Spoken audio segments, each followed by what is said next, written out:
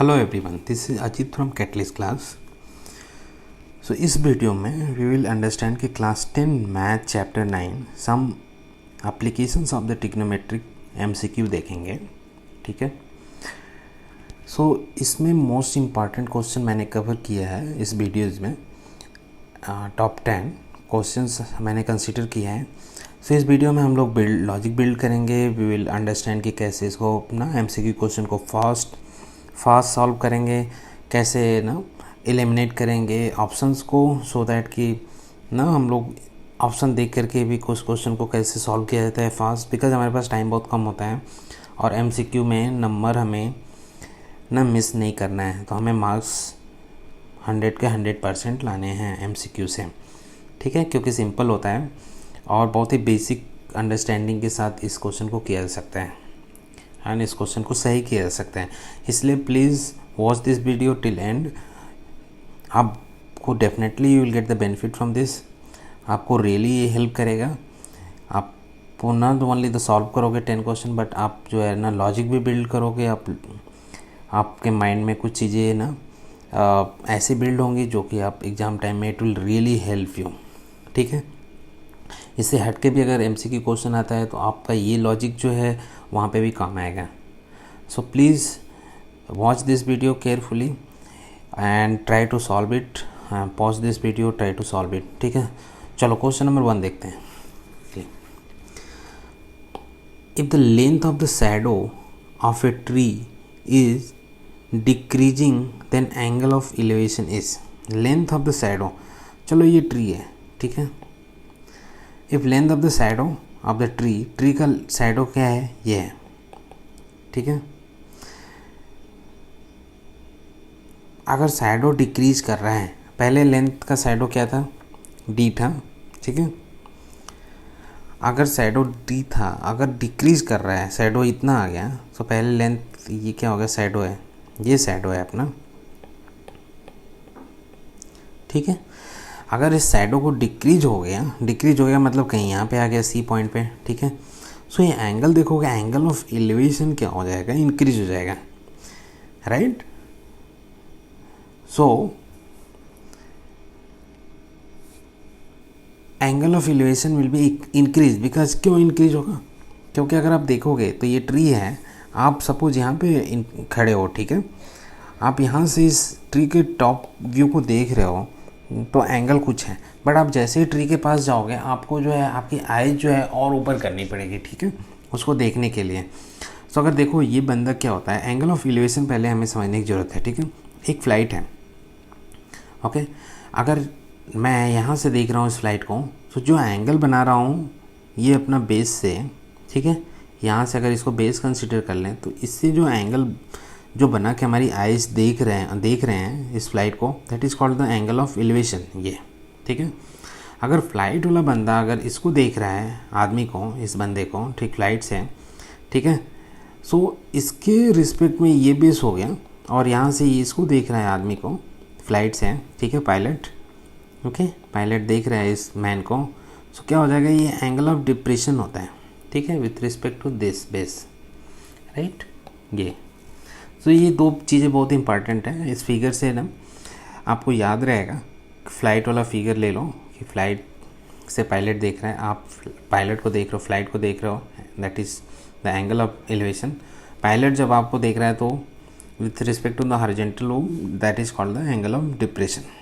ठीक है, ये फंडा क्लियर हो गया। तो इसलिए जब हम लोग यहाँ पे थे, यहाँ पे आए, ठीक है, तो ये क्या हो जाएगा, एंगल इंक्रीज। अगर यहाँ पे मैं आ गया, ठीक है, मैं सपोज इसके पास आ गया जस्ट, ठीक है, ट्री के जो इसका बेस है इसके जस्ट पास आ गया, तो मुझे ना अपनी आइज़ को और जो है वर्टिकल करके देखना पड़ेगा। ठीक है, इसका मतलब कि अपना एंगल इंक्रीज हो रहा है, ये एंगल और इंक्रीज हो जाएगा, कहीं 70-75 समथिंग आएगा। ठीक है, not exactly, but angle increase होता जाएगा। अगर हम लोग यहाँ पे आ गए हैं, ठीक है, जस्ट बेस के पास, तो मैं एकदम वर्टिकली देखना पड़ेगा, ऑलमोस्ट 80-90 डिग्री के बेस देखना पड़ेगा। ठीक है, तो इसलिए जो है ये आंसर ये होगा, क्योंकि ये इंक्रीज हो रहा है, एंगल ऑफ एलिवेशन इंक्रीज हो रहा है जैसे ही शैडो कम होती जा रही है। शैडो यहाँ पे अगर आगे कम हो गई इतना, तो और भी ज़्यादा एंगल रहेगा, तो angle of elevation will be increase. चलो move to the question number 2. If the angle of elevation of the top of the building from the point to the ground, ठीक है, बिल्डिंग ले लो, angle of elevation of the top of the building from the point of the ground, ठीक है, from the point of the ground to the top of the building, right, which is 30 meter away from the foot of the building, 30 meter away from the foot of the building, ठीक है, 30 meter is 30 degree, 30 degree. The height of the building is, so हमें building की height पता करनी है, ये height हमें पता करनी है, ठीक है, just consider h, right.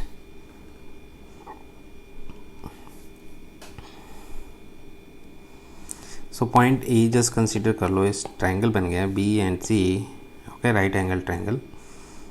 हम क्या करेंगे कि हमें हाइट पता करनी है और इस रिस्पेक्ट एंगल 30 के रिस्पेक्ट में देखें तो ये बी सी जो अपना हो गया परपेंडिकुलर हो गया, ठीक है, and A B equal to base हो गया.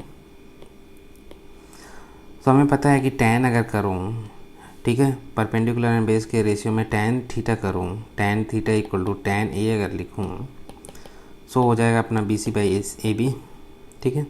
tan ए कितना है, ए की value tan 30 degree equal to B C में फाइंड आउट करना है, ए सी दिया हुआ है, ए बी दिया हुआ है 30, ठीक है. tan 30 क्या होता है 1/√3 equal to B C by 30, ठीक है. सो अपना आ गया बी सी इक्वल टू 30/√3, ठीक है. So B C equal to 30/√3, that is B the correct answer, right. So important thing इस टाइप के क्वेश्चन में क्या होता है कि हमें ना क्वेश्चन पढ़ करके हमें एक ग्राफ प्लॉट करना पड़ता है, ठीक है, कि बिल्डिंग क्या है, बिल्डिंग्स ना, और जो पॉइंट जो ऑब्जर्वर है, जो बंदा देख रहा है यहाँ से इस बिल्डिंग के टॉप को, ठीक है, वहाँ से एंगल ऑफ एलिवेशन कितना है, ठीक है, एंगल ऑफ एलिवेशन कितना बन रहा है, ये सब चीज़ें बहुत इंपॉर्टेंट हो जाती है इस टाइप के क्वेश्चन में, ठीक है. तो आपको जो है जस्ट एक ग्राफ प्लॉट करना है. ये सब चीज़ें तब आएंगी जब आप मल्टीपल क्वेश्चन ना, बहुत ढेर सारे क्वेश्चन सॉल्व करोगे, ठीक है.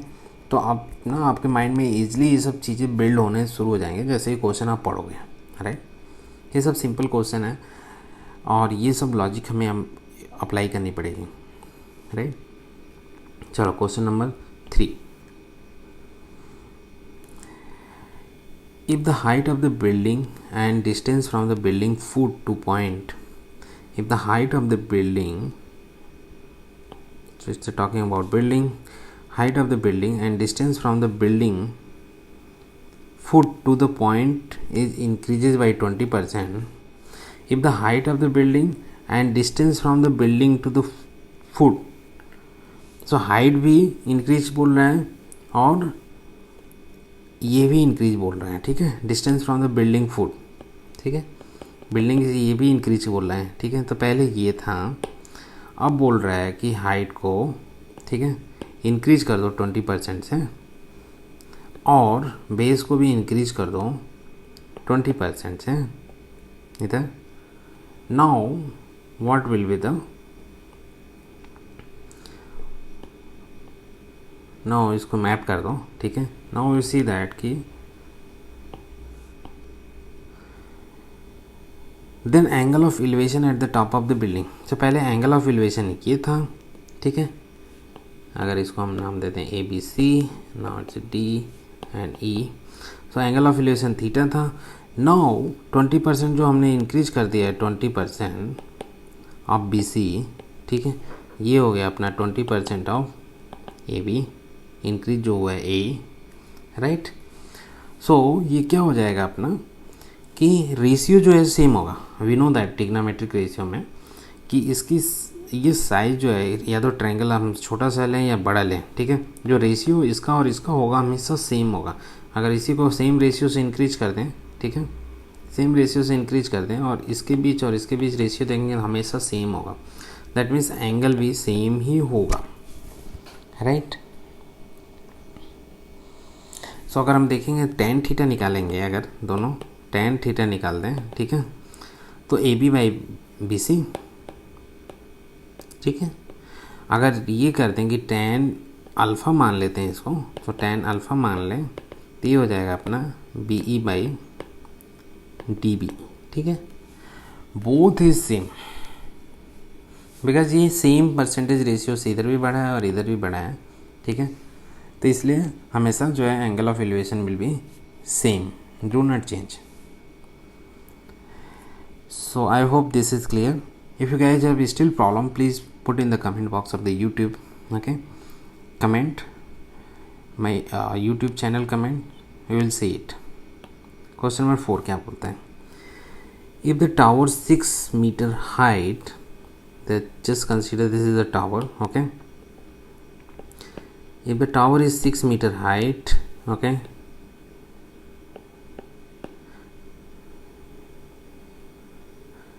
The cast is shadow of 2√3 meter long on the ground. तो शैडो इसका कितना बन रहा है, ठीक है, 2√3 बन रहा है।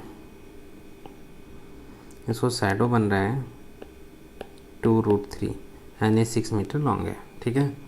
जस्ट कंसीडर 6 मीटर लॉन्ग है ये, ओके। अभी क्या हम करेंगे कि इसको जस्ट मिला देते हैं and will see it.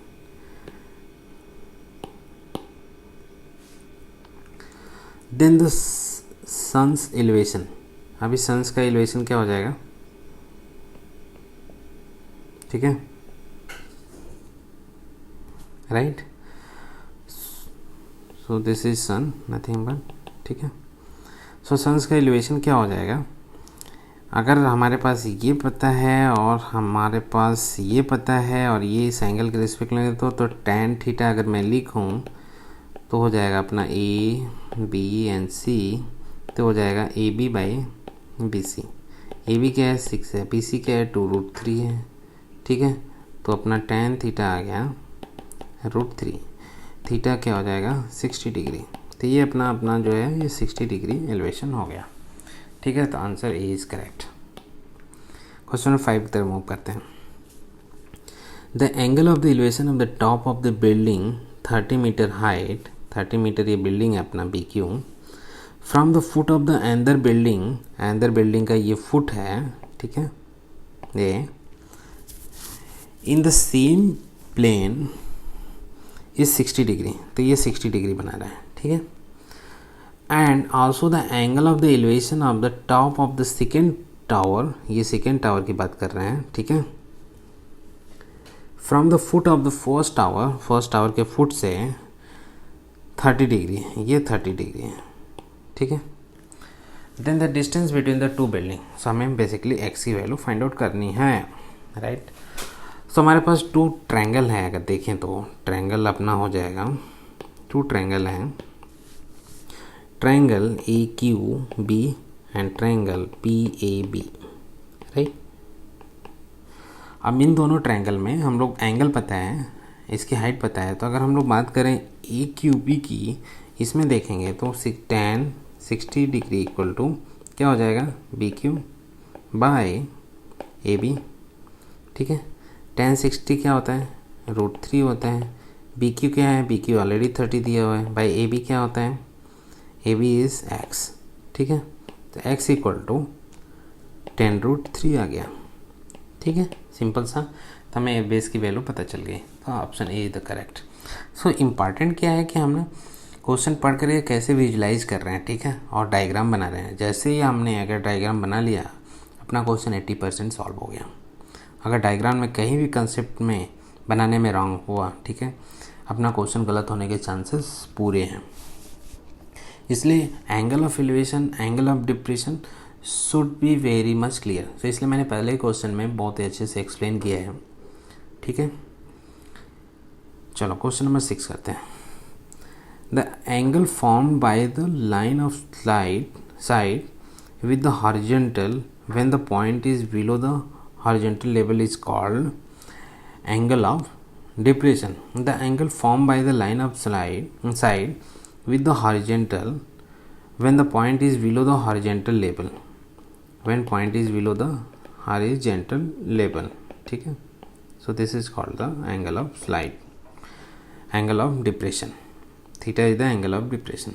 So option B is correct. And important, this is the side. ठीक है, चलो move to the next question.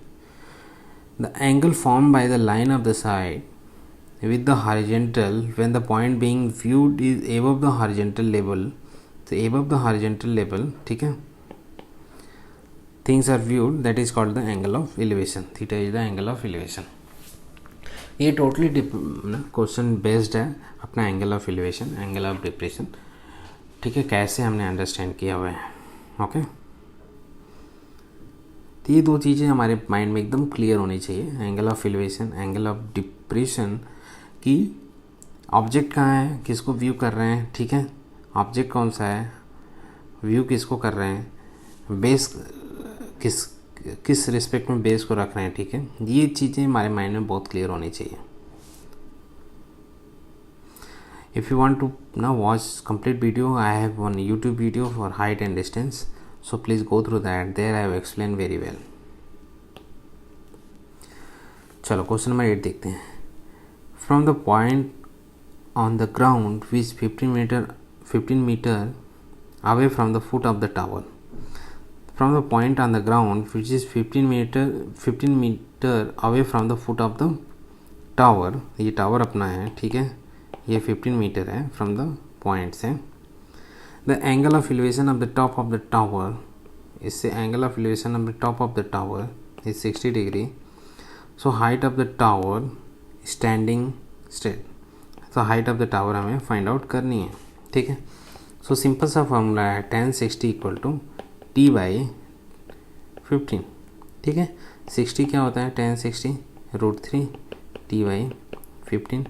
So T क्या आ गया, 15 √3. T is nothing but the height of the tower. So T is the height of the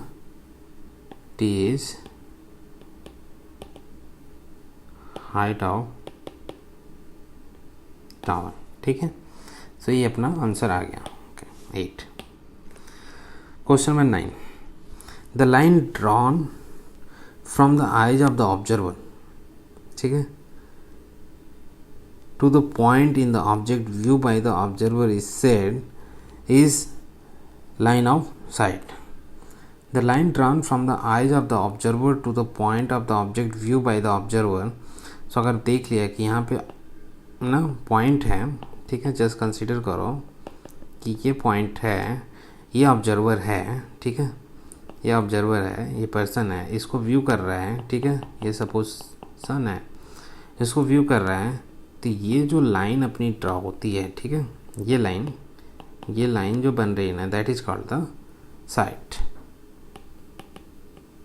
line of site. ठीक है,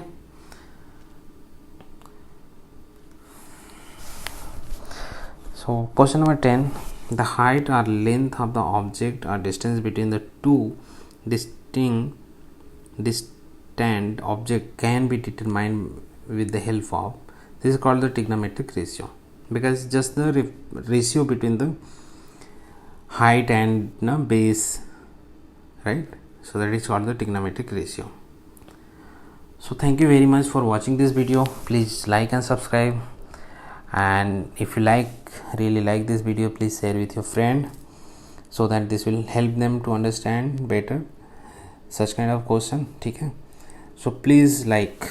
Thank you very much guys. Thank you.